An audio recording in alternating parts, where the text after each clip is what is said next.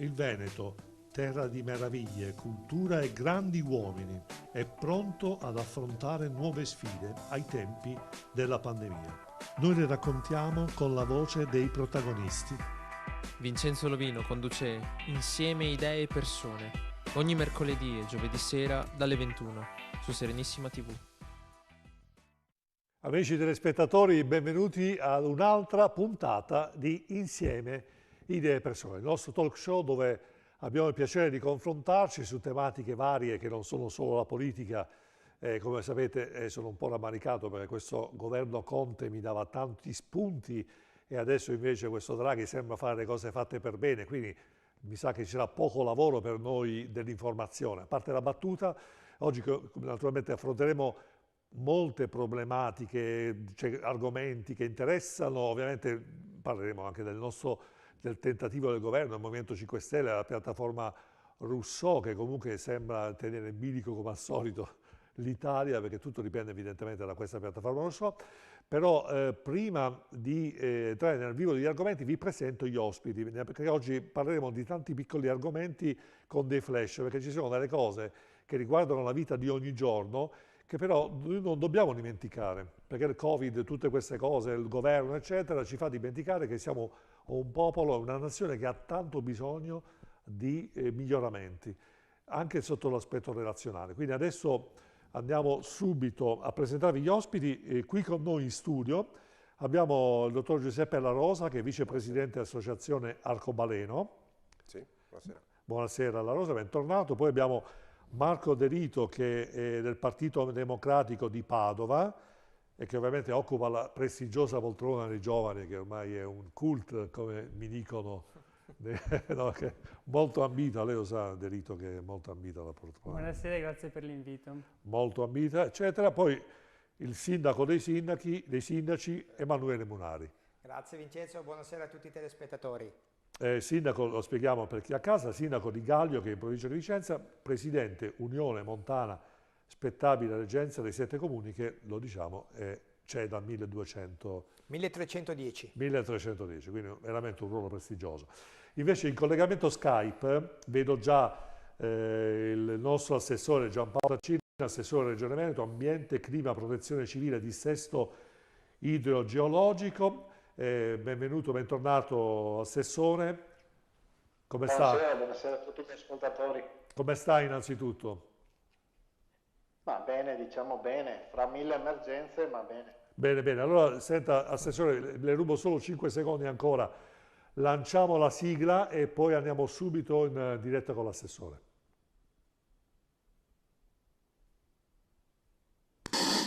Non c'è un po' la macchinazione, non c'è una politica scarsa.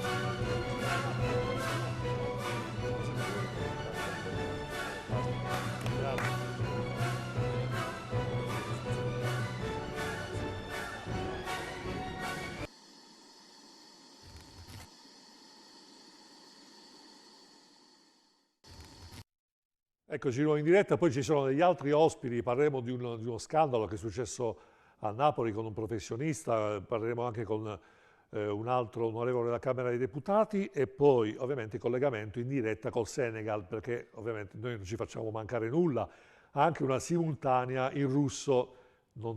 Conosco solo qualche parola, chi mi conosce sa che conosco qualche parola fondamentale, però magari ecco, mi sono fatto aiutare per la simultanea. 049 63 11 11 per chi volesse chiamarci direttamente da casa. Avete notizie, come sapete non è soltanto domande, ma se avete voglia di dire la vostra, se avete un parere, raccontateci. Abbiamo bisogno anche di questo tipo di confronto con le persone, con i telespettatori a casa. Allora, Assessore, da quando lei fa l'assessore, ormai l'assessore alla protezione civile è diventato un super lavoro, perché prima il VAIA, adesso l'emergenza Covid, quindi quali sono attualmente gli strumenti straordinari che la protezione civile sta diciamo, attuando in questo periodo emergenziale? Ma intanto grazie per l'ospitalità, buonasera a tutti. Gli eventi accadevano anche prima che io diventassi assessore, ricordiamo l'alluvione No, del 2010. Assessore, cercavo di enfatizzare il suo ruolo, cioè, quindi sì, ci mancherebbe. no, ma ci stavo arrivando. Il vero tema è che a inizio 2018 esce il decreto legislativo 1 del 2018, al quale abbiamo lavorato come regioni, in modo particolare il Veneto, che prevede un cambiamento epocale nel ruolo della regione all'interno del sistema della protezione civile, perché con quel decreto il presidente di regione diventa autorità di protezione civile insieme al sindaco e al presidente del Consiglio dei Ministri, il che vuol dire che lui svolge una funzione importantissima di raccordo e di coordinamento durante la fase emergenziale. Lo svolge in Veneto attraverso un'unità di crisi che può essere gestita direttamente oppure tramite il suo delegato e per esempio con Vaia io sono stato delegato a gestire la partita. Quindi il ruolo della regione diventa ancora più importante col 2018, questo spiega anche perché siamo in campo in maniera sempre più importante. Così come qualche anno prima il ruolo della regione viene sottolineato dal fatto che sono le regioni a dover dare ogni giorno, quotidianamente, i cosiddetti bollettini del centro funzionale decentrato. Che cosa sono? Sono i famosi bollettini di allertamento meteo che danno la situazione prevista nelle ore successive dal punto di vista idraulico e idrogeologico. Quindi voi capite che il ruolo della regione diventa fondamentale nella fase di previsione, appunto attraverso questi bollettini. Noi abbiamo dei modelli molto avanzati di previsioni meteo attraverso la nostra agenzia, che è l'ARPAV. Questi modelli vengono poi elaborati, abbiamo una convenzione con l'Università di Padova, con lo staff del professor Luigi Del Paus, che è un luminare in campo idraulico, che ha messo a punto un sistema di previsione delle piene e dei corsi d'acqua principali del Veneto, cioè con 72 ore di anticipo noi siamo in grado di sapere, in base alle previsioni meteo, quali saranno i livelli dei corsi d'acqua. E questo è stato un lavoro molto importante, direi imponente, e che ci ha consentito, per esempio, di fronteggiare l'emergenza Vaia che lei ha ricordato prima con molti, direi, giorni di anticipo, perché quando abbiamo dato l'allertamento qualcuno diceva che eravamo pazzi, poi abbiamo visto che invece i nostri sistemi funzionano. Stiamo parlando di previsioni, quindi ci possono essere ovviamente degli errori, però il nostro sistema previsionale è il più avanzato d'Europa. Non lo dico io, lo ha anche detto il Presidente della Repubblica Mattarella il 12 marzo dell'anno scorso, anzi di 2 anni fa, ormai era il 2019, quando venne a Belluno e disse che la protezione civile del Veneto ha dato una lezione a tutta l'Italia. E questo è dovuto al fatto che noi abbiamo un sistema molto complesso, come dicevo prima, fatto da cittadini, ma da sindaci, quindi amministratori locali, la regione, le prefetture, il sistema appunto previsionale, le università, ARPAV, che messi insieme danno un coordinamento di quello che è il vero esercito e che consente l'efficacia dell'attività di soccorso, perché protezione civile è previsione, prevenzione, ma anche gestione dell'emergenza.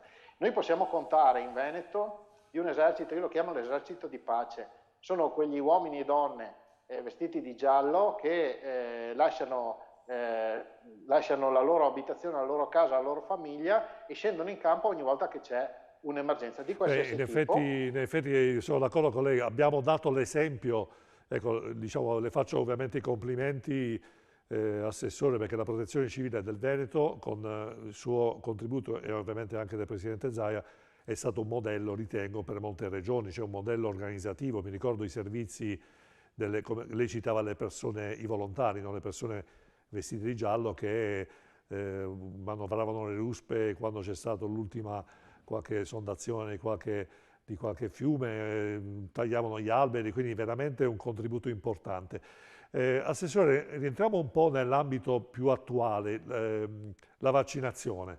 Anche lì chiaramente lo Stato ha detto arrangiatevi, io la butto così ovviamente in maniera semplicistica, e anche qui chiaramente c'è da fare molto da parte della protezione civile, quindi anche delle sue competenze. Ci vuole un po' dire com'è la situazione? Ma diciamo che dal 21 febbraio dell'anno scorso, quando ricevetti la telefonata di Angelo Borrelli, capo dipartimento della protezione civile, che mi comunicava, perché all'inizio vi ricordo che era lo Spallanzani che faceva le valutazioni relativamente ai tamponi cosiddetti sospetti, quando mi ha comunicato che avevamo il coronavirus in Veneto, ricordo che i primi casi sono stati in Veneto e Lombardia, Da lì è stato un continuo intervento della protezione civile a supporto della sanità e continua tuttora. Io dico sempre, ovviamente chi stava al fronte sono i medici e tutti gli operatori sanitari, sociosanitari che in una guerra contro il virus rappresentano il fronte, cioè le truppe d'assalto. Però nelle retrovie avevamo gli uomini e le donne della protezione civile che hanno garantito il supporto logistico regalando alla collettività 180.000 ore, anzi giornate uomo, e quindi moltiplicate vengono più di 1 milione di ore regalate alla collettività con tutta una serie di servizi a supporto della cittadinanza e della sanità. Siamo la regione in Italia che ha il maggior numero di giornate regalate alla collettività e questo rappresenta il fatto che ancora una volta la protezione civile del Veneto si conferma un'eccellenza a livello nazionale.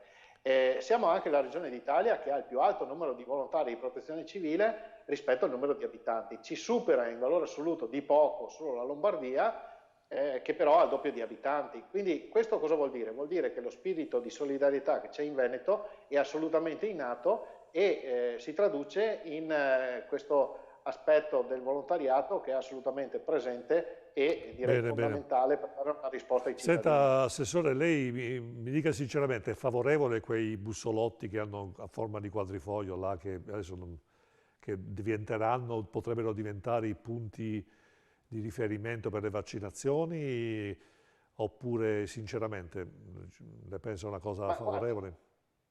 Guardi, a me risulta che ne abbiano comprati, ne stiano allestendo 21, uno per regione.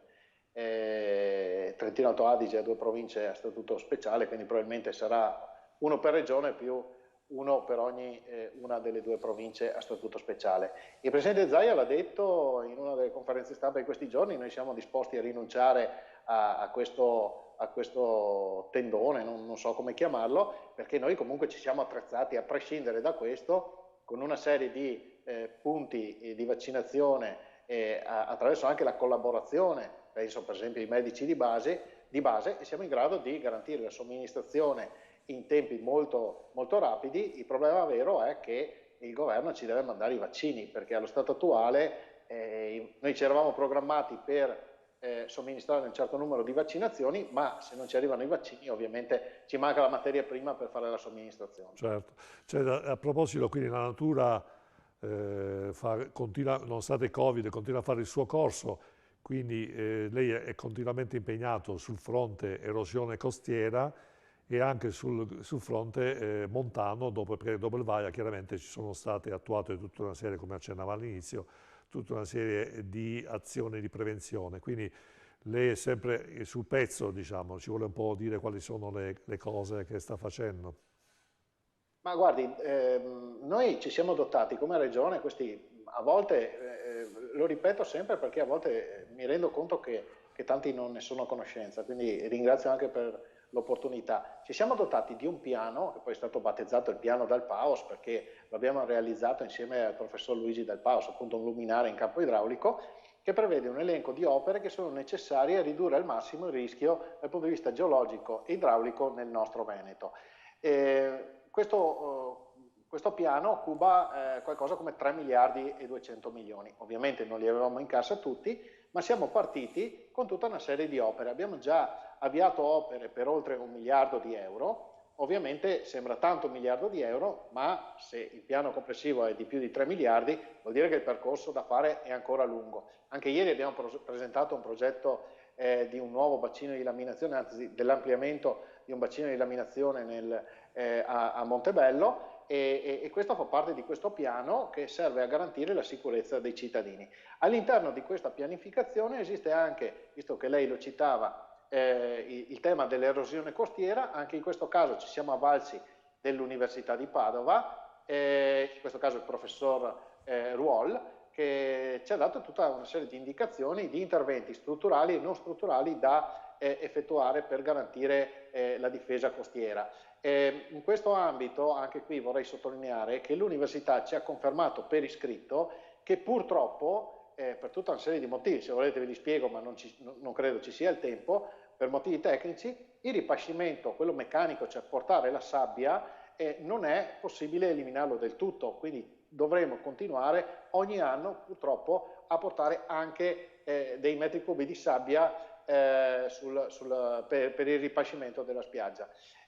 Questo insieme a tutta una serie invece di opere, penso a pennelli a mare, che abbiamo realizzato, stiamo realizzando, ma penso anche per esempio il sabbiodotto di Bibione. Ecco, speriamo magari, Assessore, che con il Recovery Plan possano arrivare delle risorse per il dissesto idrogeologico dell'Italia in generale e ovviamente proprio per salvaguardare tutte queste azioni.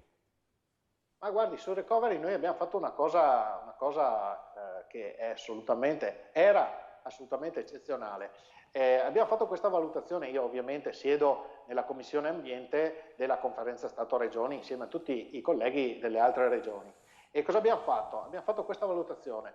Siccome i soldi del recovery sono oltre 200 miliardi e un terzo circa è destinato all'ambiente, noi abbiamo preso questi 70 miliardi potenziali e abbiamo ragionato fra tutte le regioni d'Italia e abbiamo definito insieme, in maniera univoca e concordata, quindi a prescindere dal colore politico, una serie di interventi necessari per le regioni che cuba appunto 70 miliardi. Dopodiché abbiamo mandato tutto a Roma e purtroppo però di questo accordo che avevamo fatto fra tutte le regioni pare che dentro nel recovery ci sia poco o quasi nulla. E questo mi dispiace perché penso per esempio alla tanto ricordata idrovia che è assolutamente un'opera importante dove noi abbiamo già il progetto preliminare. Per fare il progetto esecutivo è necessario avere la sicurezza dei finanziamenti, stiamo parlando di un'opera che vale più di 500 milioni che ovviamente non può essere affrontato con i fondi del bilancio regionale e quindi gli abbiamo chiesto,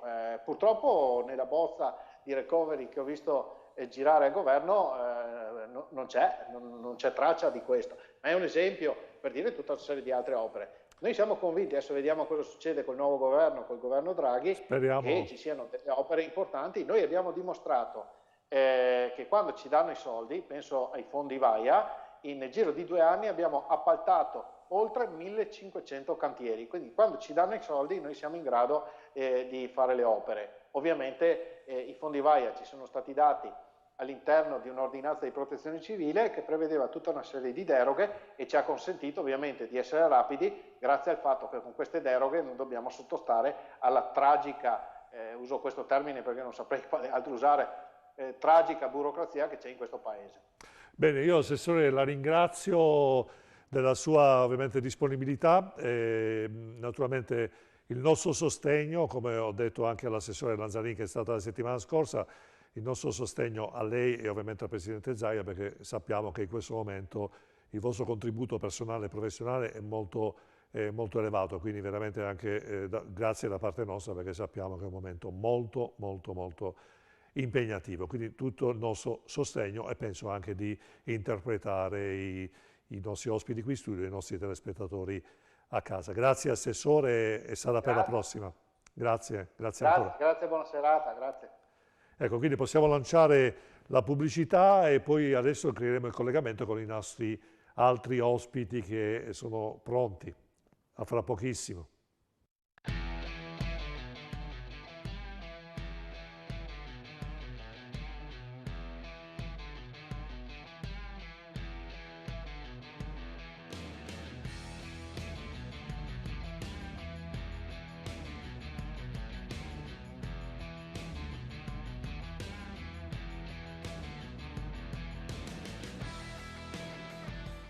Queste infinite distese di campi, i filari dei vigneti che si perdono a vista d'occhio. Non c'è da stupirsi che mio nonno ne sia rimasto affascinato 60 anni fa. Ha trasformato una vecchia latteria in un caseificio, quel posto che adesso tutti noi chiamiamo casa, fedele ai gesti semplici delle nostre tradizioni.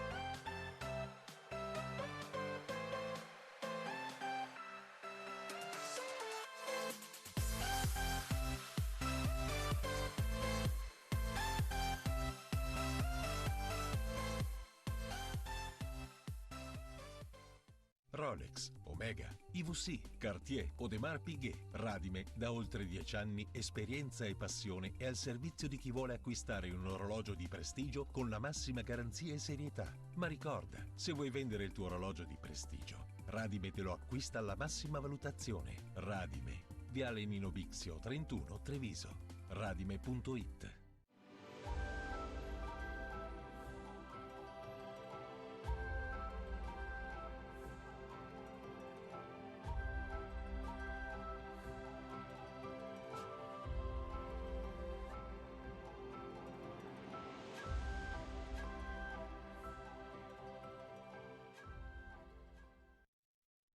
Bene, di nuovo in diretta, eccoci qua, ringraziamo il nostro Insieme Idee Persone TV, cioè chi siamo? Non siamo nient'altro che un format particolare, abbiamo deciso di mettere tutto sui social, le nostre produzioni e ovviamente i nostri TG, le nostre opinioni, i nostri reportage, quando forse riusciremo a riaprire la piena operatività, speriamo presto, il nostro pezzo forte ovviamente talk show Insieme Idee Persone. Mettete mi piace, ricordatevi che c'è la diretta Facebook e anche la diretta YouTube. Non ci facciamo mancare nulla. Ecco, facciamo vedere, approfittiamo regia, che abbiamo prima del precedente collegamento con l'assessore, non abbiamo avuto tempo, spieghiamo cosa si può fare. Ecco qua, ormai la regia è sincrona, cioè, mi leggono nel pensiero. Facebook, basta collegarsi a Insieme Idee Persone TV, cliccare mi piace e andare sulla diretta dove c'è la possibilità di guardare esattamente tutto quello che succede qua, con uno sfasamento di solo 15-20 secondi. Quindi noi siamo dappertutto, permettetemi di dirlo, con orgoglio.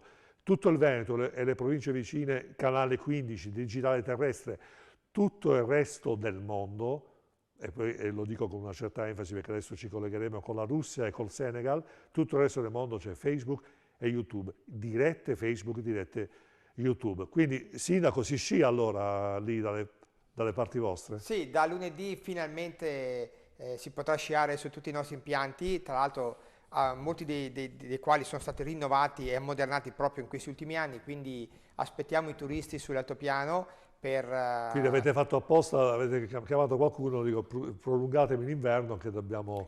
Esattamente, abbiamo prenotato ancora un po' di neve nei prossimi giorni, quindi speriamo di poter regalare e condividere con gli amanti dell'altopiano e i nostri turisti tutta la neve che è caduta e che cadrà ancora sull'altopiano. No, quindi diciamolo con orgoglio, andiamo, chi ama lo sci, chi ama sciare, veramente recuperiamo tempo perché comunque per chi ama questo tipo di sport è giusto ci sia questo tipo di condivisione, anche per dare un po' fiato anche alle attività diciamo, che ci sono nelle zone montane. Ecco, quindi vedo già collegati due ospiti molto molto graditi sicuramente, l'onorevole Diego Zardini del Partito Democratico, bentornato onorevole.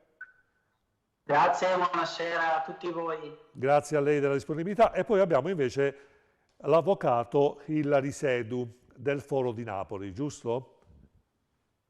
Sì, buonasera a tutti. Buonasera avvocato. Ecco, senta, io veramente, avvocato, la ringrazio della sua disponibilità, perché comunque quando ho letto personalmente su un giornale online la sua vicenda, io che sono anche professionista, quindi chiaramente mi imbatto anch'io con uffici, con enti, con aziende, eccetera, aver letto quella sua dimostranza, quello che poi adesso magari chiederò di raccontare direttamente cosa è successo, mi è dispiaciuto, perché ho pensato che è ancora tanto lungo il percorso da fare da parte di noi italiani che siamo un po' rimasti indietro. Però ci racconti un po' esattamente che cosa è successo e raccontiamolo ai nostri telespettatori a casa. Prego, avvocato.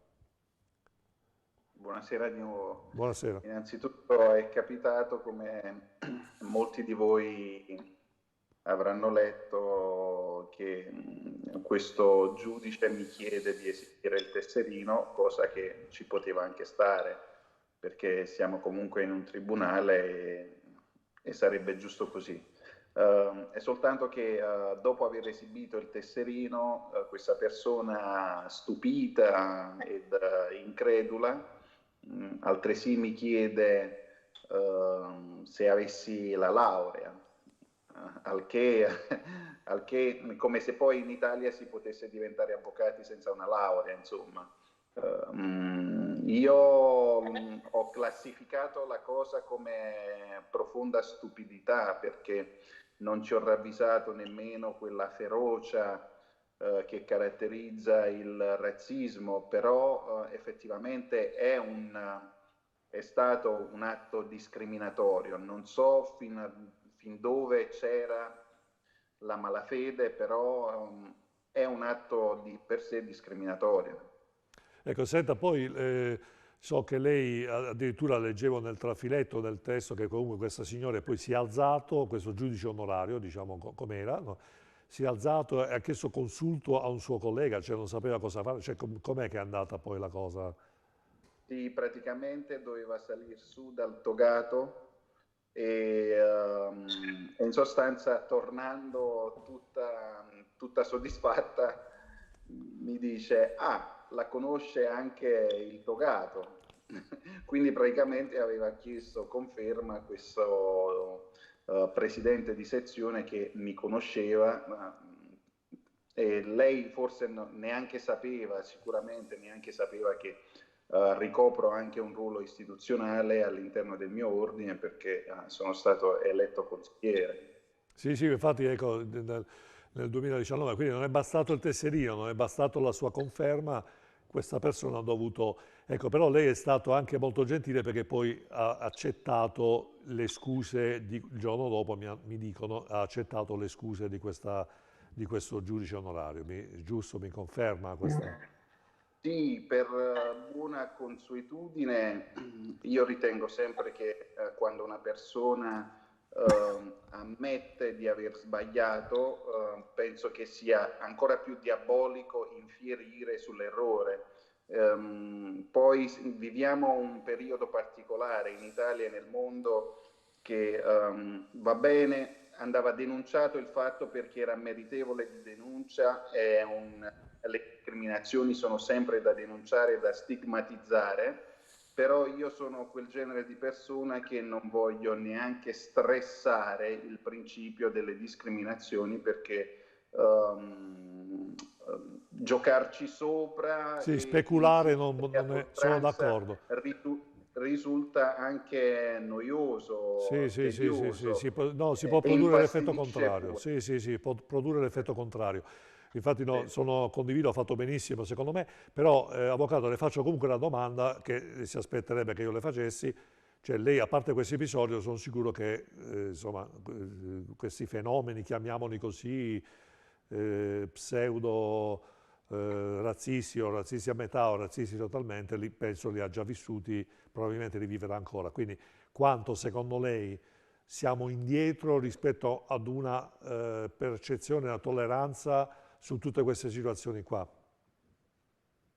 Stiamo indietro non tanto per colpa nostra, perché noi sappiamo benissimo che l'Italia non ha avuto una storia coloniale come l'ha avuto l'Inghilterra, il Belgio, la Francia, e quindi dove hanno una storia di immigrazione antica, mentre la nostra immigrazione è recente, cioè è relativamente recente, e quindi stiamo facendo il nostro percorso affinché le etnie che popolano questo territorio meraviglioso possano rendersi omogenei, nel senso avere più ponti di dialogo tra di esse, e quindi questa è una cosa importante. Io non mi sento di dire che l'Italia è un paese razzista, io sono cresciuto in questa nazione, sono italiano, e praticamente dare del razzista all'Italia, dare del razzista a me stesso. Però voglio dire che stiamo facendo un percorso di inclusione che ci vorrà qualche anno ancora, però ci stiamo lavorando ed è bene che non cadiamo in vittimismi quando non serve e neanche dobbiamo ignorare le cose che accadono. Quindi l'Italia è sempre stata una nazione accogliente e vogliamo continuare ad esserlo. Sì, beh, assolutamente, hai detto una cosa corretta all'inizio, prima, quando parlava di ovviamente evitare di strumentalizzare, evitare di generalizzare, situazioni che non vanno ci sono dappertutto. Onorevole Zardini, il PD il Partito Democratico è sempre come dire, una delle sue cavalli di battaglia è sempre stata la tolleranza, l'accettazione anche delle culture, insomma, parliamo quindi di un PD molto orientato alla crisi di governo, ha determinato quindi la maggior parte degli esponenti del PD proprio nelle conferenze stampa, orientamento politico verso l'Europa, quindi un atteggiamento diciamo molto progressista e comunque orientato in questo senso. Però quello che dice l'avvocato Sedu invece dimostra che dobbiamo ancora lavorare parecchio. Ecco, l'avvocato è stato bravo a gestire in maniera professionale, corretta, eccetera, però comunque rimane proprio anche noi italiani saremmo un po' all'antica, diciamo, dobbiamo ancora fare un'evoluzione mentale. Ma se posso, intanto ringrazio per l'invito e rinnovo il saluto a tutti. Grazie, grazie. Senz'altro l'evento increscioso che è capitato all'avvocato Sedu è ovviamente da denunciare e da stigmatizzare, ma mi pare che il suo intervento abbia ben spiegato la situazione che esiste nel nostro paese. Il nostro paese, per la stragrande maggioranza, è un paese che non è razzista, ma è un paese accogliente, fatto di persone intelligenti. Poi è evidente che esiste ancora una sacca magari di persone che questo percorso non lo hanno ancora completato, e grazie anche al modo estremamente intelligente di affrontare questa questione da parte dell'avvocato, credo che dia anche il sentiero da perseguire per arrivare sostanzialmente a quella meta che spero sia condivisa da tutti, di un paese multiculturale e un paese assolutamente, diciamo così, completo da un punto di vista anche delle relazioni umane che ci possono essere, dal punto di vista anche dell'arricchimento che ci può essere grazie a questi ponti che devono essere costruiti. E da questo punto di vista mi sembra estremamente importante anche appunto l'atteggiamento che abbiamo ascoltato questa sera, un atteggiamento intelligente che cozza semmai al più con il luogo in cui questa cosa è accaduta, perché magari, diciamo, eventi come questo te lo aspetti, che ne so io, in un campo di calcio, te lo puoi immaginare a volte con dei bambini a scuola, purtroppo magari, però difficilmente te lo immagini in un'aula di tribunale. Ecco, se vogliamo, la gravità della questione è stato il luogo istituzionale e le figure che hanno sostanzialmente condotto questo atteggiamento. Sì, onorevole, però le faccio una domanda molto diretta. Non crede che certa politica, non faccio ovviamente riferimenti, abbia un po' troppo calcato la mano su questa cosa dei migranti, della gente che viene da fuori, dalle altre nazioni, e quindi si sia creato un'accelerazione di intolleranza generale, che poi alla fine non si può generalizzare, ci sono in ogni circostanza e luogo.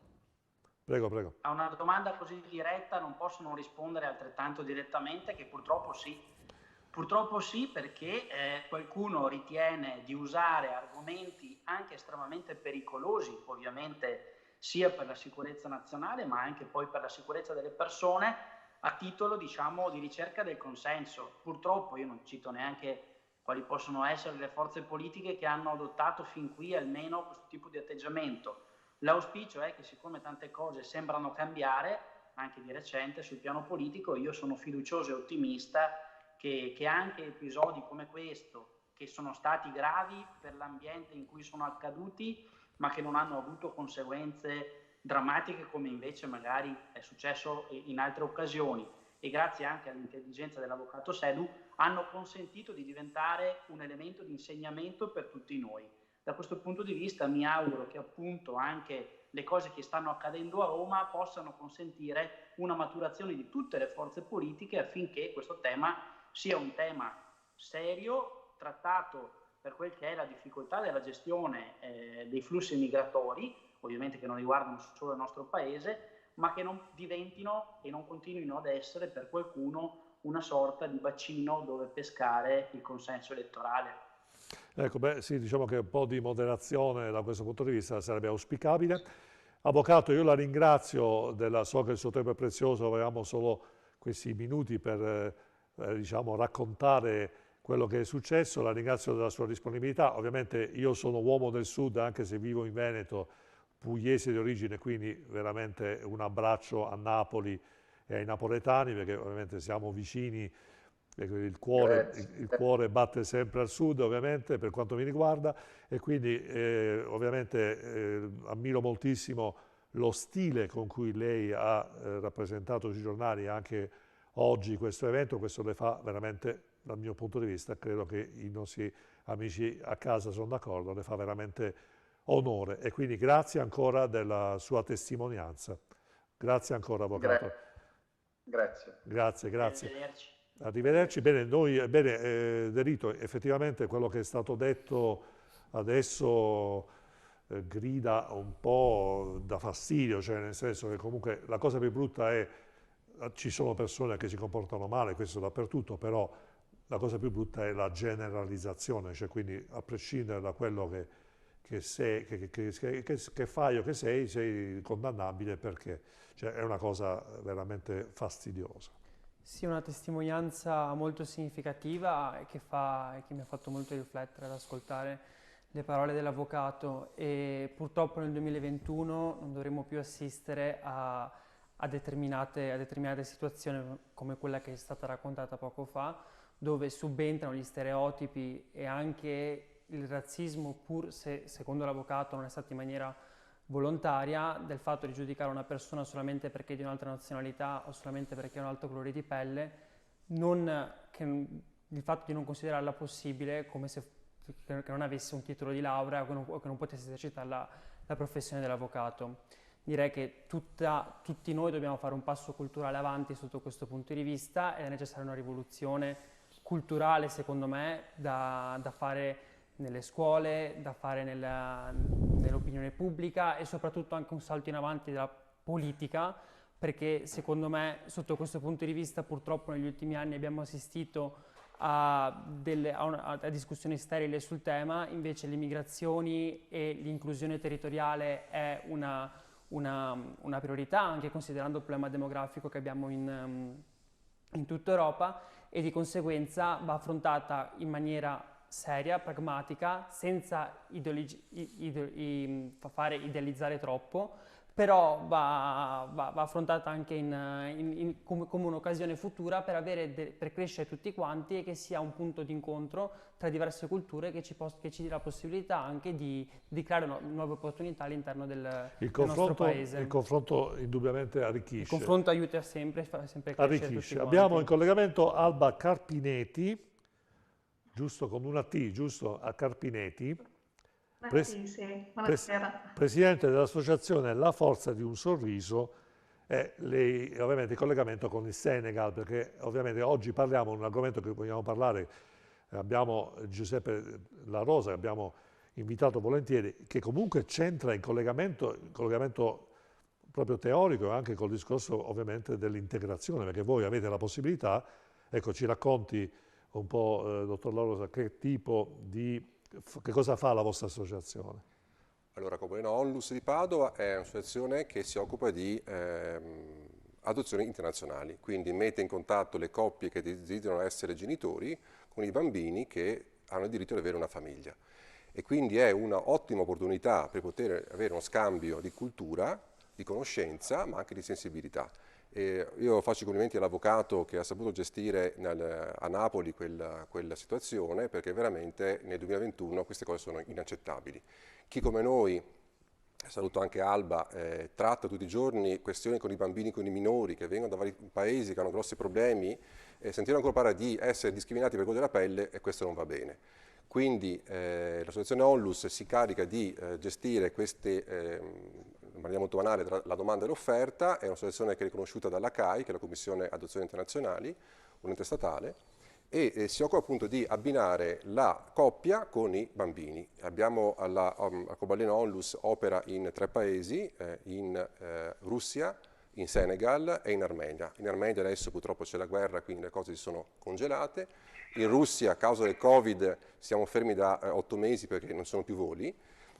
e anche l'Europa sta soffrendo un po' la politica internazionale verso la Russia ha un po' il coltello a parte le maniche perché la Russia fornisce poi il gas all'Europa, quindi tutto quanto un problema molto complesso, e in Senegal abbiamo adesso iniziato, grazie a lei che è un pozzo di risorse e di forza, di portare delle coppie per poter avere questi bambini. Ecco, poi ovviamente ricordiamo a casa 049 63 11 11, il numero di telefono per chi volesse chiamare e dire la sua, però ovviamente c'è il problema anche dell'integrazione, per esempio lei, la Rosa, possiamo dirlo, ha avuto ovviamente un figlio in queste cose, ovviamente anche lei ha dovuto, penso, uno dei problemi su cui ho dovuto io gestire, che non pensavo potesse essere insomma, un problema, è che comunque ho dovuto gestire il problema della integrazione di mio figlio nella comunità dove vivo io, che è russo. Quindi alto, biondo, che azzurri, Maxim. Maxim. Allora, siccome lei lo sa che parlo qualche parola di russo, io saluto suo figlio.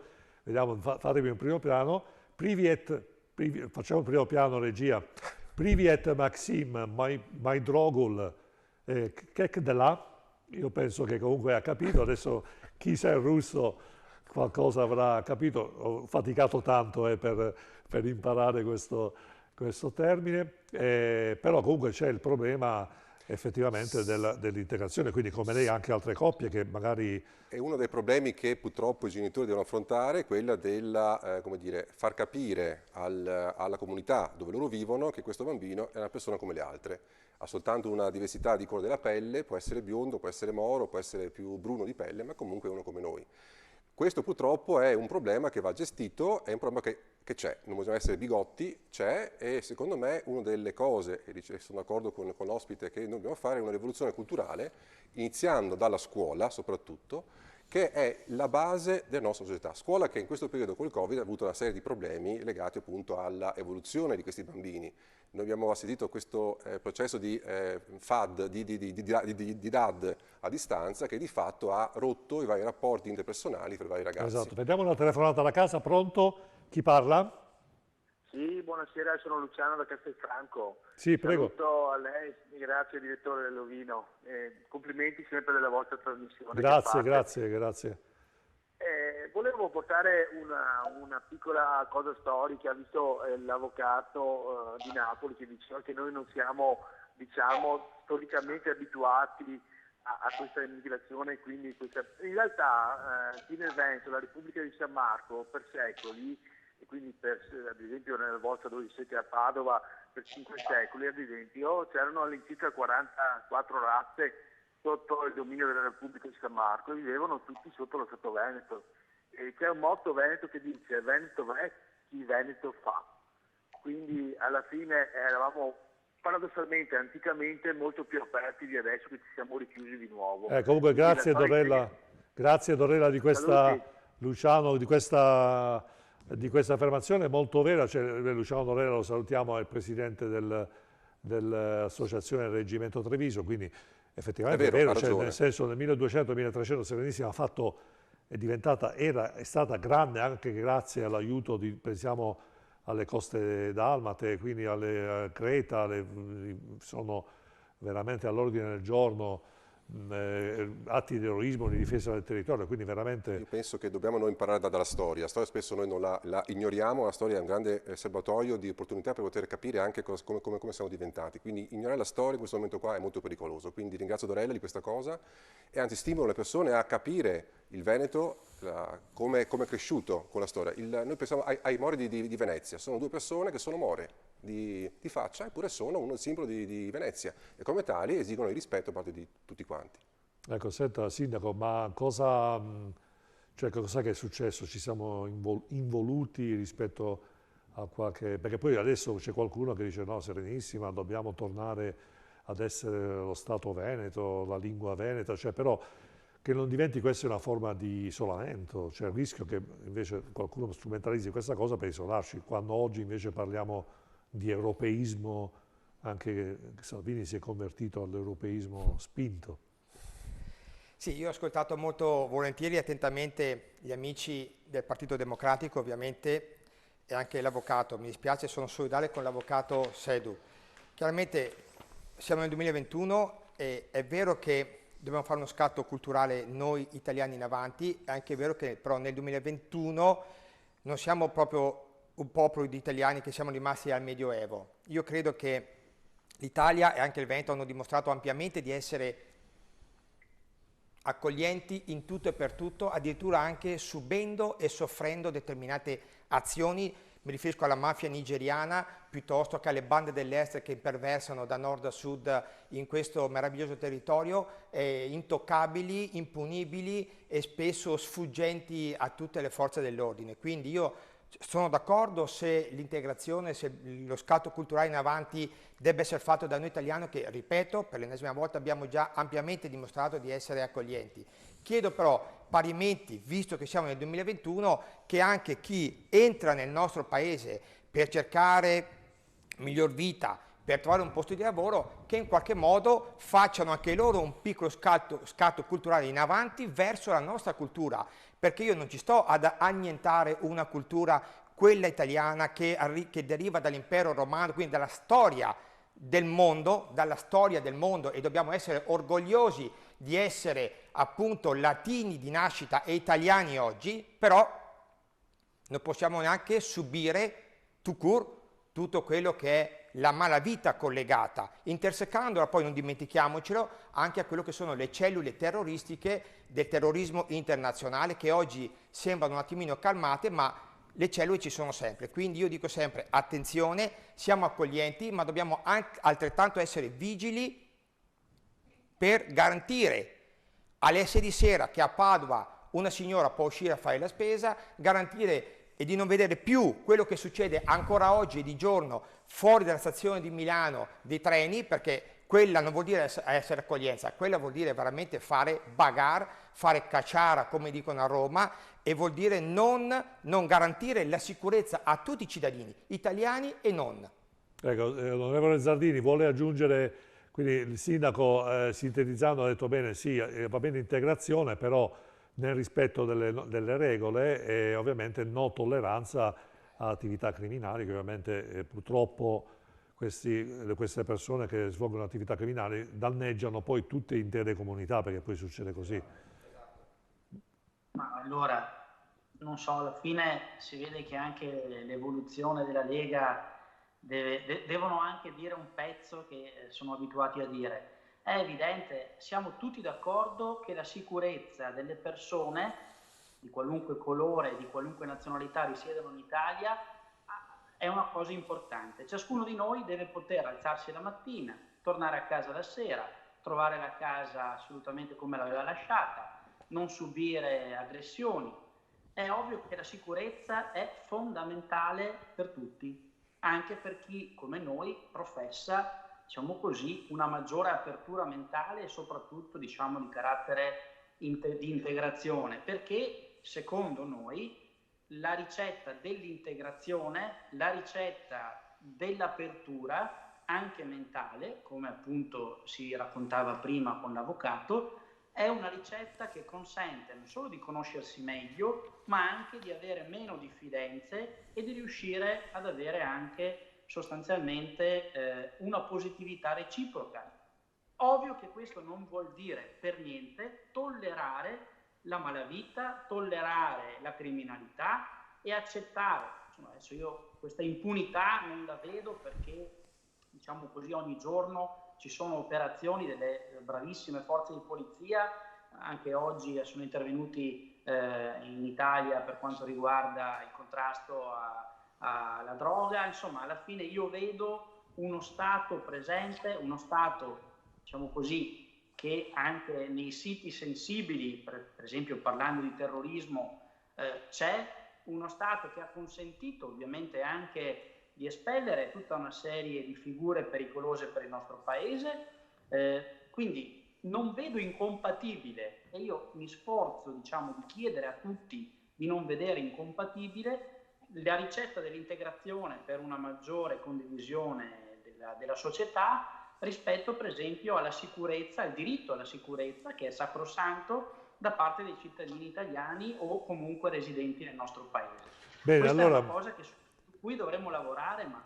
Assolutamente. Però che posso andare di onorevole che possano andare però di pari passo almeno, perché altrimenti sennò è chiaro che si creano questi contrasti, queste criticità e queste prese di posizione da parti politiche o da persone che la pensano magari in maniera leggermente diversa su questo. L'importante è dare un segnale sempre che c'è accoglienza, ma di pari grado io comunque sono capace e dimostro al cittadino che sono capace di governare i flussi migratori, di discernere le persone realmente bisognose da quelli che invece sono gli scafisti, i terroristi e quelli che si vestono sotto mentite spoglie di profughi. Lì dobbiamo essere un po' più accorti per, appunto, ripeto, garantire la sicurezza degli italiani, ma di tutti gli ospiti o di coloro che hanno scelto questo bellissimo paese per continuare la loro vita. Ecco, allora sentiamo poi dopo la nostra Alba Carpinetti, però nel frattempo lanciamo un piccolo stacchetto pubblicitario. Ricordatevi 049 63 11 11 e non solo canale 15 in diretta, ma contemporanea diretta Facebook e YouTube sul canale, ovviamente, Insieme Idee e Persone TV. Vi aspetto. Queste infinite distese di campi, i filari dei vigneti che si perdono a vista d'occhio. Non c'è da stupirsi che mio nonno ne sia rimasto affascinato 60 anni fa. Ha trasformato una vecchia latteria in un caseificio, quel posto che adesso tutti noi chiamiamo casa, fedele ai gesti semplici delle nostre tradizioni.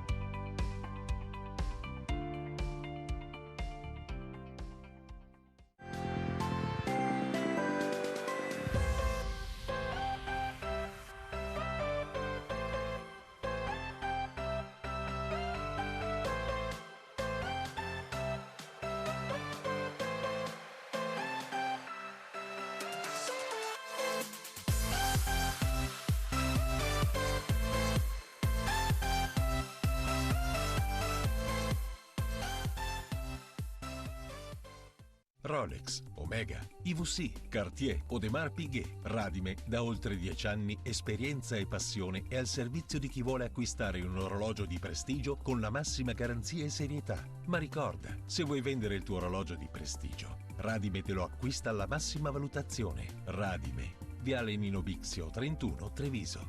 Radime.it. Eccoci in diretta insieme alle persone TV. Noi siamo questo, c'è un canale Facebook, un canale YouTube dove facciamo convogliare tutte le nostre produzioni. Ovviamente il nostro pezzo forte rimane il talk show che viene trasmesso in diretta su canale 15, anche YouTube e Facebook.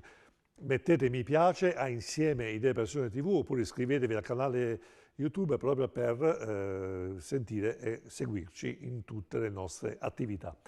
Bene, ricordiamo poi 049 63 11 11 per chi volesse chiamare da casa. Volete fare un commento alla nostra diretta Facebook, io personalmente la sto guardando, quindi potete anche lasciare dei commenti.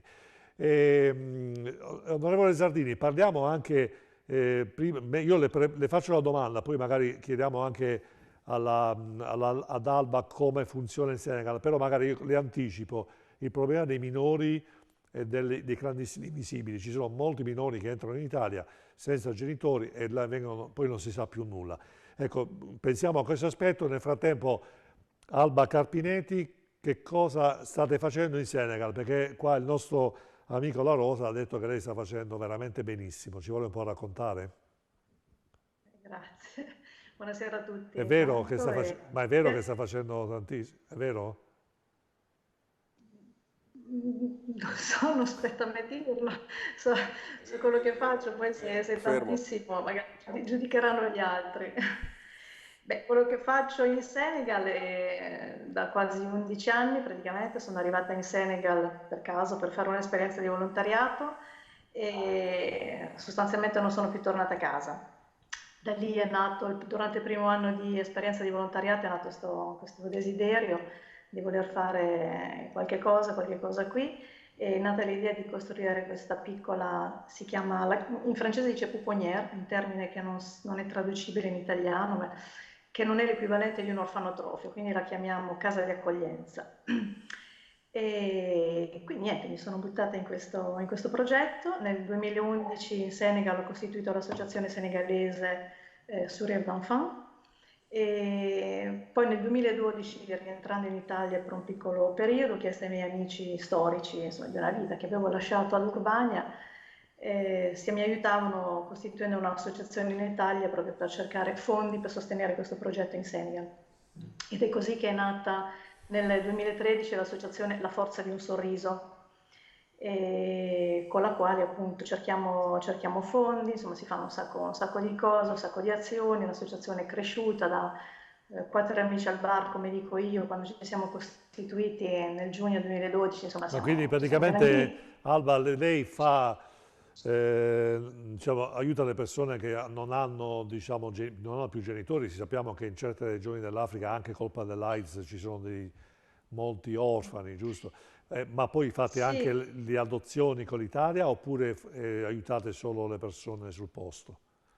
Il mio progetto è finalizzato ad aiutare bambini in difficoltà da 0 a 3 anni, in grosse difficoltà o anche abbandonati. Non è competenza nostra occuparci di adozioni, nel senso fare quelli Sì, che prima erano ok. stati citati, abbinamenti, eccetera.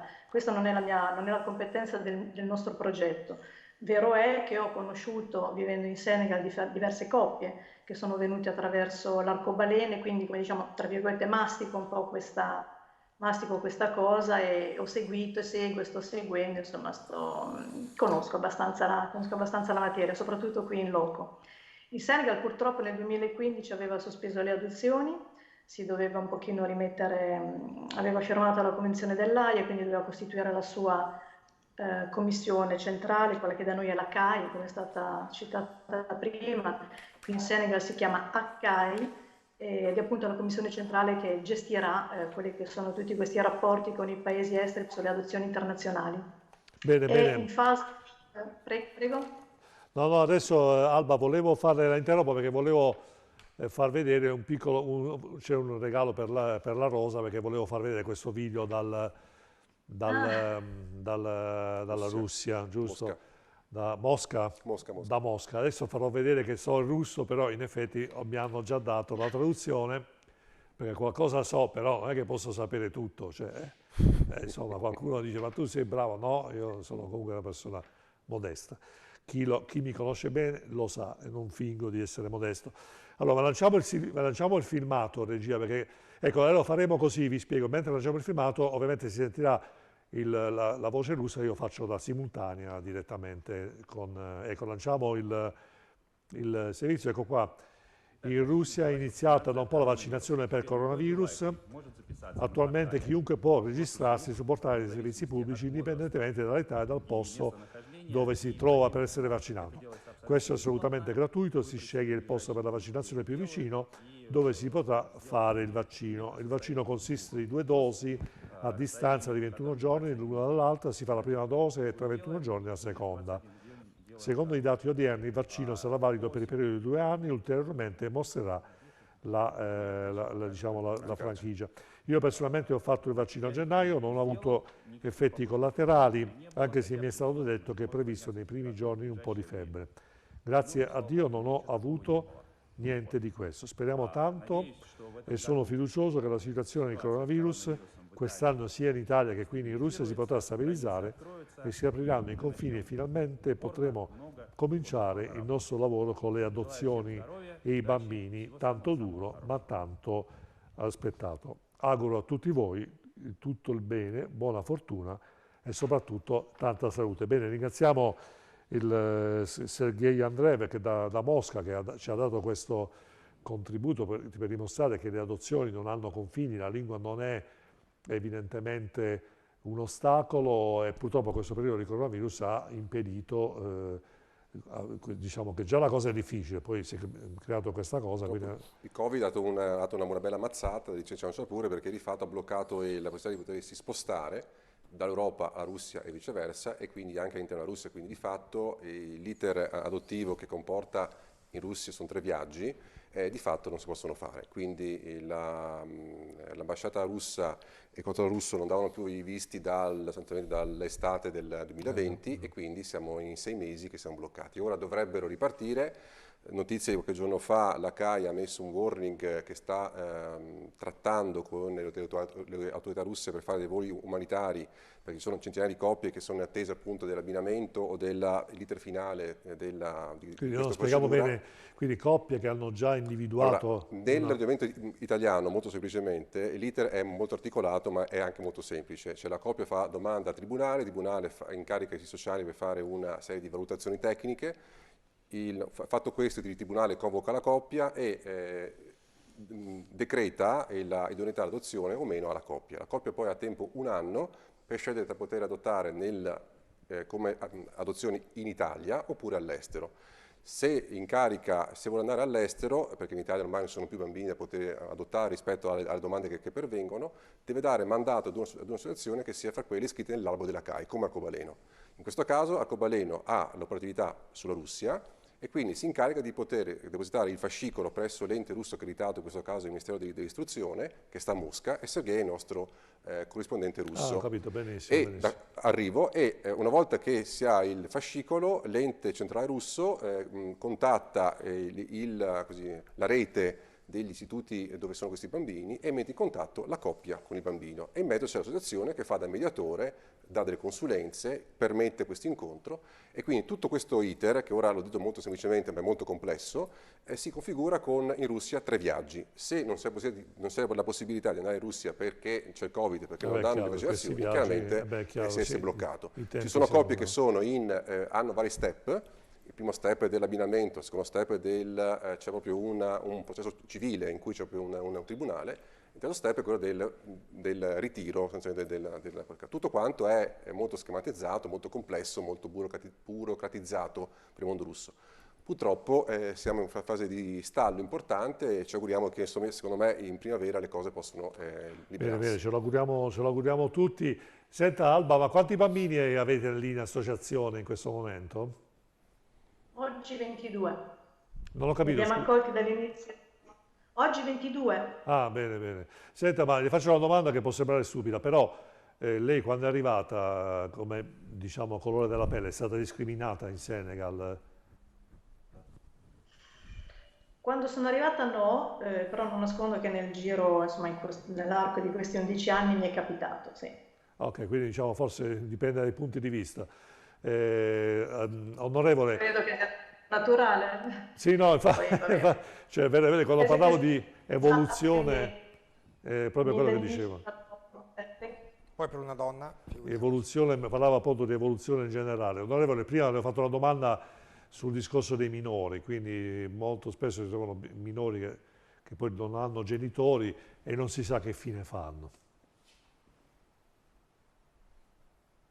Mi ha sentito, onorevole? No, scusa. No, ci mancherebbe, onorevole, si ricorda la domanda che ho fatto prima, lei ha avuto anche il tempo, magari l'ho agevolata tanto, ci ha anche pensato, quindi i minori che arrivano in Italia, di cui nessuno parla, fra l'altro, i cosiddetti minori invisibili, no, che arrivano, non si sa, non hanno genitori, molto spesso perché appunto sono abbandonati o non hanno persi, perché ricordiamoci che l'AIDS purtroppo sono alcune nazioni dove l'AIDS ha sterminato intere generazioni di genitori, quindi questi ragazzi arrivano e scompaiono, non si sa che fine fanno. Beh, che scompaiano non lo so, forse anche no, nel senso che è evidente da un lato, come si diceva prima, che partono spesso non accompagnati o perché appunto non hanno i genitori nel loro paese di origine e tentano magari di raggiungere un parente che era stato già appunto arrivato in Europa, o piuttosto, diciamo così, alla fine i genitori, pur essendo vivi e presenti, investono sul loro figlio e sperano che possa avere una vita migliore appunto nel continente europeo e gli fanno fare questo viaggio della speranza. È evidente che quando, diciamo, sono minori non accompagnati si cerca nei sistemi di accoglienza di individuarli, di far gestire loro in maniera diversa rispetto a tutti gli adulti che ci possono essere. Beh, sentiamo, onorevole, sono... sentiamo, c'è la Rosa che voleva aggiungere qualcosa. Sì, no, volevo dire che in realtà c'è un disposto normativo che risale al 2017 che dà dei precisi compiti, in questo caso alle autorità italiane, su cosa fare in caso di minori. A maggior ragione sono minori che hanno meno di 16 anni. Ora, le statistiche dicono che circa arrivano in Italia o tramite via mare o tramite rete balcanica circa 7.000-8.000 ragazzini sotto i 16 anni. Di questi ragazzini gran parte si perde le tracce perché sono ragazzini che non hanno documenti, quindi danno una dichiarazione e dopodiché vengono accatastati in centri di accoglienza cosiddetti. In realtà la legge del 2017 manca dei decreti attuativi che danno poi dopo il potere della gestione di questi bambini. Per esempio il diritto allo studio, il diritto alla salute, il diritto ad avere un'identità, il diritto di, avere di poter frequentare una scuola per poter che possa dare loro delle opportunità per il lavoro e così via. Questo è il vulnus normativo su cui, come ha detto, diciamo così, detto settore, auspico che la politica faccia chiarezza, perché se no noi ci troveremo sempre nella gestione, e sono d'accordo con il sindaco Di Gaglio, di soggetti che hanno facile preda su quello che è il territorio della illegalità per poter fare i loro traffici. Quindi non cercare che tutti quanti noi, nel nostro piccolo, facciamo il nostro piccolo lavoro per rendere concrete delle cose, perché se noi non iniziamo a monte diventa poi impossibile poter risolvere poi dopo le cose una volta che si sono manifestate. I minori abbandonati sono un grosso problema, perché spesso usano l'Italia per transito per andare o in Francia o in Olanda o in Germania, che sono nazioni che per il mondo, in questo caso africano, sono quelle più appetibili perché sono più ricche per il lavoro. Ci devo dire questa cosa perché insomma è giusto che... No, è stato giusto perché non se ne parla, purtroppo sui giornali non se ne parla. Allora, volevo fare una domanda, mi è arrivata via Facebook, molto interessante. Mirko dice, buonasera, va bene, tra potenziali genitori, riguardo a lei e la Rosa questa domanda penso, tra potenziali genitori e figli, viene anche tracciata la migliore affinità psicologica? Allora, nella terapia di coppia, negli studi di coppia, scusate, i servizi sociali devono creare un profilo di un potenziale bambino o bambina, in questo caso. La domanda, scusi la Rosa se la interrompo, cioè praticamente secondo me Mirko vuole dire come si sceglie un bambino. No, sto arrivando, quindi noi già, quando il fascicolo viene depositato presso il paese straniero, già noi sappiamo che tipo di bambino possiamo accogliere, ok? Femmina, maschio, che ha problemi sanitari, che sia alto, biondo, moro, insomma, sto facendola semplice. Sì. Nel paese di accoglienza, tramite dei filtri, loro filtrano l'età anagrafica, il lavoro dei genitori, la disponibilità economica, eccetera, eccetera, e abbinano un gruppo di minori. In questo caso è l'ente che media fra i profili dei bambini messi a disposizione, uso un termine improprio ma per far capire, sì, certo, e la disponibilità all'accoglienza degli adulti, insomma, dei genitori.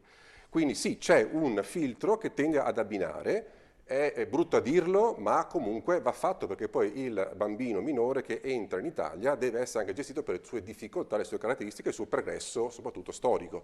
Quindi ben vengono queste informazioni che vengono poi dopo essere unite tramite l'ente. Sì, lo diciamo che queste cose non sono fine a se stesse, sono fatte a tutela dei minori, cioè proprio per tutelare i ragazzi che devono trovare l'ambiente giusto. Io dico sempre che il genitore deve essere disponibile all'accoglienza e il bambino deve avere il diritto di una persona adulta che sia suo genitore.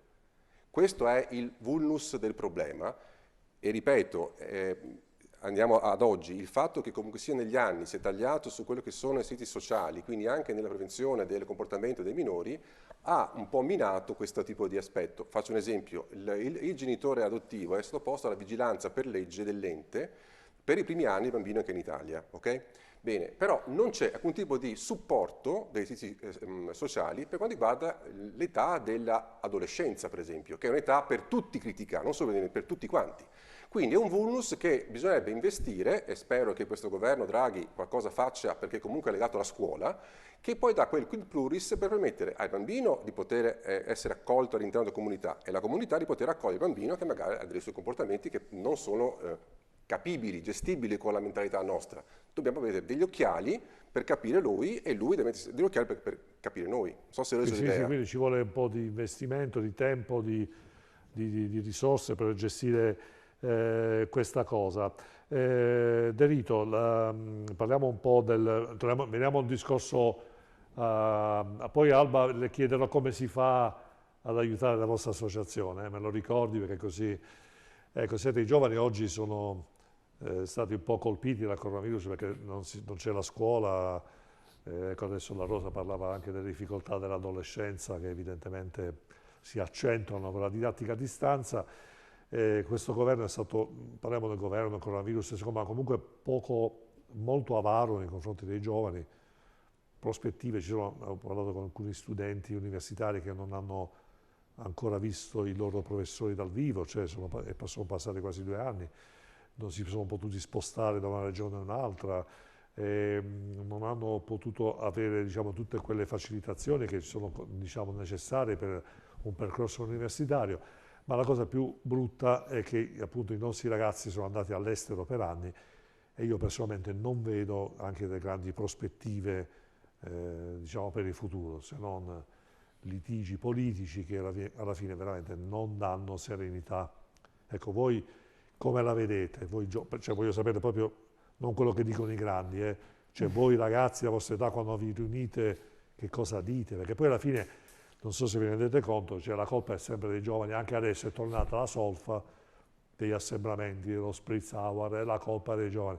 Quindi cerchiamo di, ribellatevi un attimo, cioè quello che vi sto dicendo, vabbè, userei un termine più crudo, però se voi non tirate fuori gli artigli, alla fine mi sa che questi coi grandi, come quelli più grandi di voi, magari, ecco, vuole un po' dire... Allora, io confrontandomi con i miei coetanei, siamo tutti consapevoli della difficoltà del momento, del fatto che si tratta di una pandemia, del fatto che stanno morendo persone tutti i giorni, ecco, e che noi giovani non siamo i più colpiti dal punto di vista della letalità, almeno per il momento, però sicuramente siamo i più colpiti dal punto di vista di un furto di futuro, diciamo, perché il debito sta aumentando, perché giustamente si devono dare risposte ai cittadini in difficoltà per la pandemia, quindi si fa debito, questo debito dopodiché prima o poi dovrà essere pagato e a carico quindi lei è d'accordo con Renzi? Delle future automaticamente lei dice che Renzi ha fatto bene a far scoppiare il bubone?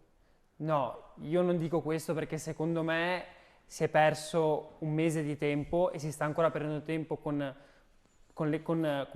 gestire una crisi politica, quando nel frattempo in quel mese, che stanno andando 2, si potevano dare risposte concrete agli studenti universitari che non stanno tornando in aula, che comunque pagano tasse pari a prima con un servizio dimezzato. Mi metto anche in questa categoria perché io sono ancora all'università, sto pagando le tasse di prima, però non vado in aula e seguo le lezioni online ed è un servizio dimezzato che però costa come prima. Io sono fortunato di vivere a Padova dove c'è un'università eccellente, però c'è chi anche sta pagando ancora gli affitti nonostante non sia tornato a Padova, a Milano o in altre città per seguire i corsi universitari.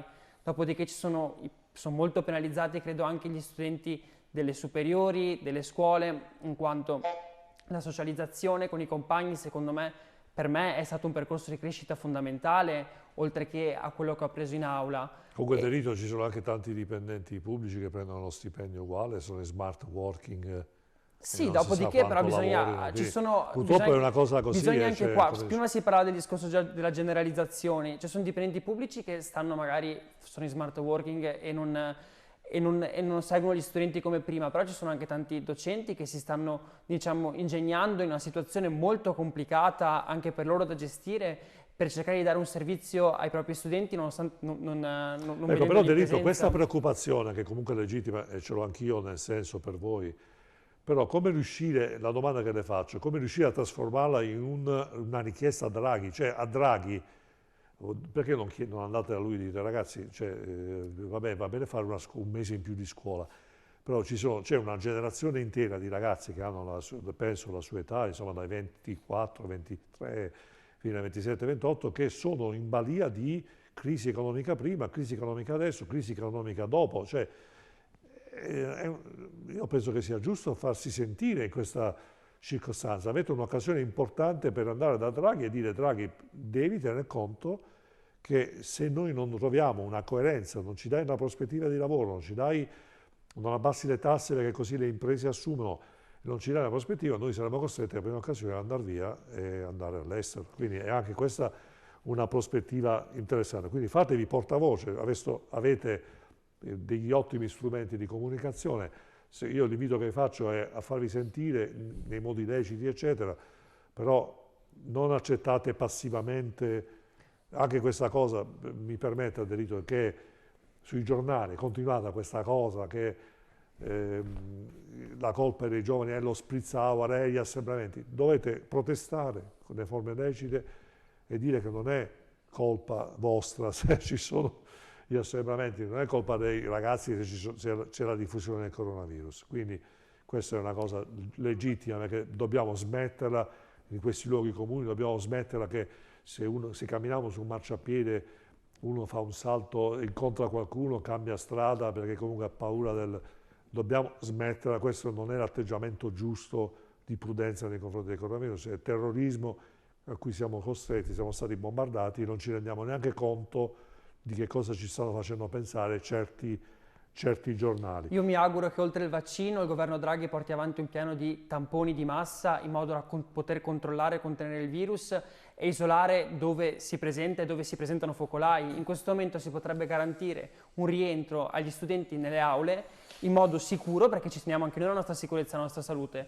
però senza privarci dell'istruzione, anche perché gli studenti che vanno adesso all'università sono i futuri ingegneri, i futuri dottori, i futuri informatici, e di conseguenza se rinunciamo all'istruzione nostra, rinunciamo anche all'evoluzione futura e anche a cure. In questo momento siamo in una situazione sanitaria in cui la medicina e la scienza sta fabbricando un vaccino in tempi record, e questo è dovuto grazie all'istruzione, grazie agli investimenti e passi in avanti che sono stati fatti. Se vogliamo andare ulteriormente in avanti ed evitare queste situazioni in futuro, bisogna continuare a investire nell'istruzione e nella nostra generazione e nelle future generazioni. Assolutamente, perché altrimenti corriamo il rischio di regalarvi solo, e vi posso garantire che adesso chi mi conosce sa che non sono a favore di Renzi o contro Renzi, però comunque Renzi ha avuto il merito di aver fatto scoppiare questo bubone che altrimenti forse avrebbe regalato agli italiani 300 miliardi di debiti in più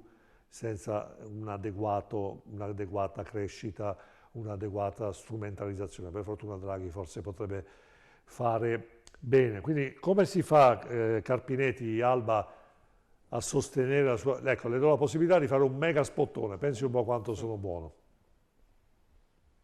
Come si fa a sostenere la sua associazione? Un po' come tutte le associazioni, immagino. Cioè c'è un conto corrente, lei raccoglie fondi, perché, pronto mi sente? Carpinetti, c'è un conto corrente, c'è la possibilità di... Perché qua sa come funziona, no? Siamo tutti... facciamo tutti volontariato qua, no? Vogliamo tutti aiutare, sì, io aiuto, e poi alla fine quando arriviamo a un momento ci mancano dei riferimenti, quindi magari ecco, lei potrebbe essere per esempio un riferimento. I riferimenti sono semplici, basta andare sul sito della Forza di un Sorriso, c'è la piccola finestra dedicata dove cliccare, dove poter pagare con carta di credito, PayPal, eccetera, quindi quello è un mezzo abbastanza veloce, direi abbastanza pratico. Poi direi benvenuti anche a tutti i volontari, che si vuole unire a noi in questo progetto. Ne accogliamo tanti e ognuno poi dà quello che può in termini di tempo, di energia, di professione anche, perché anche quelli sono doni preziosi. Ci tenevo anche a dire che non avendo comunque di base una struttura che è basata appunto su questi doni, come dire, un po' regolari, Sì, è un nostro obiettivo, direi, quindi grazie per l'occasione che No, mi sta dando. giusto, E giusto. ci tenevo a dire, prego? Purtroppo No, ci tenevo comunque sì, a spiegare anche un po' insomma, il nostro funzionamento da qualche anno a questa parte. Se siamo anche dove siamo arrivati anche grazie ai sostegni che abbiamo avuto da certi organismi in Italia, attraverso l'associazione della Forza di un Sorriso partecipa a dei bandi ed è Bene, grazie bene. a loro se Bene, quindi basta andare, purtroppo l'audio è un po' scarso, comunque basta andare sul sito La Forza di un Sorriso. Ecco, torniamo ovviamente all'onorevole Zardini. Onorevole, non pensa che siamo un po' responsabili noi nei confronti dei giovani? Cioè, mi sa che invece di dire caspita, sono anni che i nostri giovani vanno a lavorare all'estero dopo averli formati, adesso non gli diamo nessuna prospettiva, noi invece cosa facciamo? Li accusiamo pure della movida, perché i giornali sono terribili da questo punto di vista. Non so se qualche giornale abbia più di altri messo all'indice i giovani.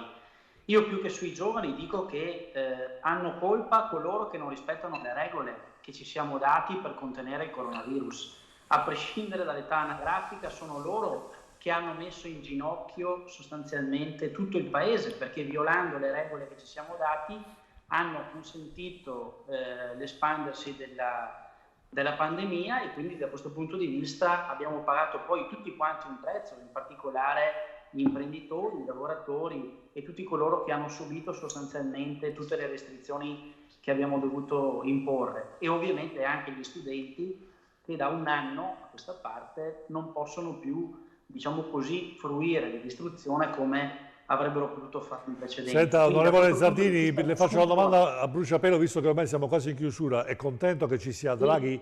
Renzi ha fatto bene a far saltare il banco? No, io penso di no, anche se penso che Draghi sia una grande risorsa, e spero che il sostegno largo che può avere Draghi e che non aveva Conte possa aiutare il nostro Paese. Ecco, senta, Sindaco, la stessa domanda. Renzi ha fatto bene a far saltare, perché in effetti quello che ha detto Renzi era, vabbè, lui l'avrà fatto sicuramente per motivi politici, di opportunità, perché il mondo della politica ha delle regole che ovviamente chi fa politica conosce molto bene, però io ero 2 mesi che dicevo questo governo non fa questo, e poi Renzi mi ha copiato, ho usato la battuta, nel senso che qualunque cittadino vedeva che certe cose non andavano. Quindi Renzi ha fatto bene a saltare il banco, Draghi è la persona giusta secondo lei? I suoi cittadini cosa dicono al bar? C'è un po' di destabilizzazione nell'elettorato, quello medio, quello che segue le vicende politiche ma con un certo distacco, perché chiaramente o ha poca passione rispetto magari a chi lo fa, o perché magari sente poco, capisce poco. Renzi sicuramente ha fatto le sue mosse pensando di poter portare a casa magari Berlusconi, ma non pensando che anche la Lega in qualche modo poi sarebbe rientrata in questa grande coalizione. Dalla finestra, diciamo. Dalla finestra. Quindi a mio avviso Renzi pensava di poter portare a casa qualche ministro in più, pensando con i voti di Forza Italia di poter in qualche modo rigarantire una maggioranza o a Conte o a un sostituto di una Conte. Sorta di vendetta di Salvini rispetto all'estate di 2 anni fa. Diciamo, io penso che allora sicuramente il periodo è stato inopportuno per Renzi per far saltare il governo. Io parlo da sindaco di centrodestra, quindi non ho nessun interesse a portare avanti l'ex governo, però sicuramente Renzi per il momento, per le tempistiche, ha sbagliato a mio avviso. Poi le conseguenze le stiamo vedendo tutti. Io dico, Draghi è un uomo, tutti lo osannano, io lo conosco poco, quindi mi auguro e ci aspettiamo tutti grandi cose da Draghi. Vado in soccorso dell'amico Derito che è giovane. Draghi, visto che i numeri li maneggia molto bene, la disoccupazione proprio giovanile è salita al 27%, quindi questo dovrebbe far capire anche a Draghi che su quel punto ci si deve lavorare, quindi penso che Draghi avrà un compito duro per quanto riguarda appunto l'occupazione generale, l'occupazione giovanile, ma soprattutto anche quello che sarà il blocco o lo sblocco dei licenziamenti per le nostre aziende. Ecco, ricordiamo, sì. Sindaco, che comunque Munari, che comunque ha incontrato le parti sociali ieri o oggi. No, oggi Draghi, le parti sociali hanno detto vabbè, rimandiamo il blocco dei licenziamenti, ma vi spiego, non è così che si risolvono i problemi, non è che rimandando anzi così si accentuano i problemi, bisogna risolvere a monte, bisogna mettere in condizioni le imprese di star bene in maniera tale che non solo riassorbono questo milione, ma assumono nuove persone, e questa è l'ideologia giusta. Non rimandare, perché così rimandiamo il problema, lo risolviamo dall'estate, poi l'estate magari a Ferragosto sblocchiamo tutto. No, si devono creare posti di lavoro, si deve detassare il costo del lavoro, cioè non è giusto che aziende con 5 dipendenti paghino le stesse tasse di aziende che hanno rapporti con le multinazionali, che hanno un'organizzazione. Sono evidentemente due cose completamente diverse. Posso fare in estremis un saluto all'italiana Alba Carpinetti, che è lì che ha subito qualche azione un po' di razzismo al contrario, quindi per quanto mi riguarda Alba io ti faccio i miei complimenti per quello che fai in Senegal, lo farai sicuramente con certo spirito, con certa passione, convinci quelli che ti fanno certe azioni sul fatto della tua bontà, di quello che stai facendo lì in Senegal per loro. Bene, bene, con una domanda per... Alba sicuramente sarà contenta di questo supporto da parte del nostro sindaco, famoso sindaco, perché lei è famoso. Vabbè, insomma, è un sindaco, diciamo, noto in Veneto. Ecco qua un'altra domanda: vengono posti per la rosa, vengono posti dei limiti d'età per potenziali genitori? La legge prevede una differenza d'età pari di a 50 anni, quindi uno che ha 50 anni non può adottare un bambino appena nato. Quindi la cosa è molto elastica, calcolate che adesso comunque l'età media dei bambini adottati va dai 6 ai 7 anni, quindi l'illusione di avere un bambino piccolo non c'è e non c'è mai stata. Su questo poi si può fare tutto un ragionamento, il bambino che ha quell'età è comunque consapevole del suo status e quindi anche un bambino con cui si può anche interagire. Il problema nasce quando questi bambini qua stanno per molto tempo in istituti o sono privati dell'affetto di una figura genitoriale di riferimento, che può essere un assistente, un insegnante, eccetera, eccetera. In quel punto ci sono dei problemi, questo è ovunque. Normale. Quindi i limiti ci sono, la legge in Italia risale agli anni 80 ed è una delle migliori nel programma mondiale, quindi su questo l'Italia deve anche essere orgogliosa. C'è un corpus normativo che tutela questo iter e bisogna investire però sulle risorse. Certo, certo. Onorevole Zardini, voleva aggiungere qualcosa? Siamo in chiusura. Ecco, le faccio io una domanda. Vaccino sì o vaccino no? In 5 secondi, tanto non ci vuole... Vaccino sì per tutti, così ce la caviamo. Senta, guardi che in Russia mi ha detto appena adesso la Rosa, qua la pubblicità, che c'è un tesserino che tu vai con nel negozio e dico buongiorno, sono vaccinato, e queste persone hanno una corsia preferenziale.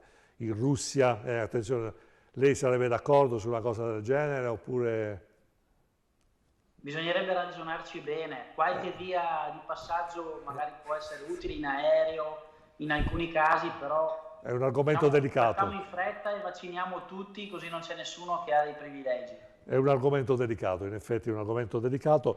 Ecco, allora io veramente ringrazio tutti, però vorrei dire una cosa in chiusura. Abbiamo parlato fatalità il 27 di gennaio, giorno della memoria, eravamo in diretta qui. Oggi è il giorno del ricordo. Al di là delle parole memoria, ricordo, parliamo sempre di persone che hanno sofferto la morte per colpa dell'ideologia politica, e parliamo delle persone che sono italiani che sono stati buttati nelle foibe, cioè infoibati, buttati in queste caverne carsiche nella zona di Trieste e dell'Istria. Non se ne parla. Oggi io mi ricordo che quel giorno che c'era il 27 gennaio tutti a parlare di questo argomento, oggi invece nessuno ha avuto il coraggio di parlarne, pochissime persone. Noi lo facciamo oggi in questa trasmissione, avendo la possibilità, essendo fortunati ad avere il giorno di ricorrenza, perché crediamo che la morte non ha connotazioni politiche e quindi come tale va rispettato. Quelle situazioni sono comunque, anche se purtroppo devono essere contestualizzate, perché il momento storico ovviamente sapete, non può essere giudicato dopo 70 anni, comunque vanno stigmatizzate come una l'altra, come il 27 gennaio, anche queste, perché sono sicuramente degli atti che non rendono onore all'umanità nel modo in cui sono stati rappresentati. Purtroppo la politica per troppo tempo sottaciuto le azioni, soltanto ricordiamoci da circa 20 anni si parla di questa cosa qua, e credo che non sia giusto nasconderla, bisogna avere il coraggio di parlarne, perché questa è la maniera più corretta perché fa sì che le cose non avvengano. Ringrazio Giuseppe La Rosa, vicepresidente dell'Associazione Arcobaleno, Marco De Rito, Partito Democratico, Padova Giovani, Emanuele Munari, il noto sindaco di Gaglio, provincia di Vicenza, presidente Unione Montana, lo so, lei è modesto ma è noto, la conoscono tutti. Montana, aspettabile la reggenza dei 7 comuni, poi saluto e ringrazio l'assessore che nonostante i suoi numerosi impegni, l'assessore Giampaolo Bottacini, assessore Regione Veneto Ambiente, Clima, Protezione Civile, Dissesto idrologico, l'onorevole Diego Zardini, Partito Democratico, La Verona, l'avvocato Ilari Sedu del Foro di Napoli e ovviamente da ultimo, non per ultimo, la nostra Alba Carpinetti dal Senegal, presidente dell'associazione La Forza di un Sorriso, che aiuta i giovani, i ragazzi, i bambini che hanno bisogno di aiuto. Grazie, noi ci vediamo domani. Bene. Grazie. Non c'è un po' la macchinazione, non c'è una politica.